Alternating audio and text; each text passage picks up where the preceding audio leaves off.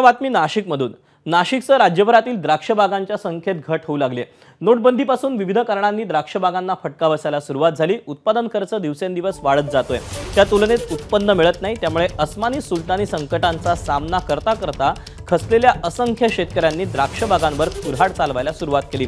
मागील 5 वर्षात साधारणतः 50,000 एकर क्षेत्रावरील द्राक्ष बागा नष्ट झाल्यात। राज्यात 4 ते 4.5 लाख एकरावर द्राक्ष बागा आहेत, त्यातून जवळपास 3 ते 3.5 हजार कोटी रुपयांची उलाढाल होते।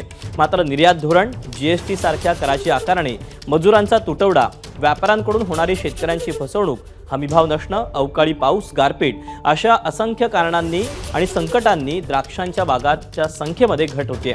नाशिकसह सांगली, सोलापूर, बारामती, इंदापूर, पुणे या भागातील द्राक्ष बागा उद्ध्वस्त व्हायला सुरुवात झाली। त्यामुळे सरकारने वेळीच लक्ष घालण्याची मागणी आता होते आहे।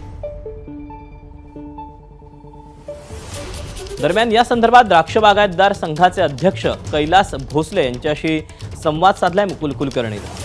शेतकऱ्याकडे जर 4 एकर बाग असेल, त्याने जर 4 प्लॉट केले आणि 2 एकर त्याचे जर पावसामध्ये घड जिरण्यात घडकुजीत गेले, राहिलेलं 2 एकर राहिलं त्याला, फक्त त्या 2 एकरात उत्पादन जे मिळतं ना, ते अगोदरचे 2 एकर फेल गेलेल्या बागेला त्याला खर्च करावा लागतो।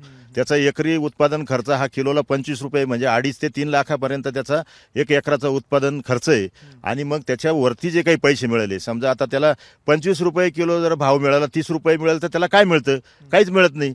त्याला भाव कुठेतरी तुम्ही 70, 80 किंवा 100 रुपयाच्या दरम्यान गेला तरच त्याचा तो नफा होऊ शकतो, नाही तर अन्यथा 2 एकरमध्ये पैसे मिळतात आणि 4 एकरवाल्याला 2 एकरमध्ये मिळत नाही।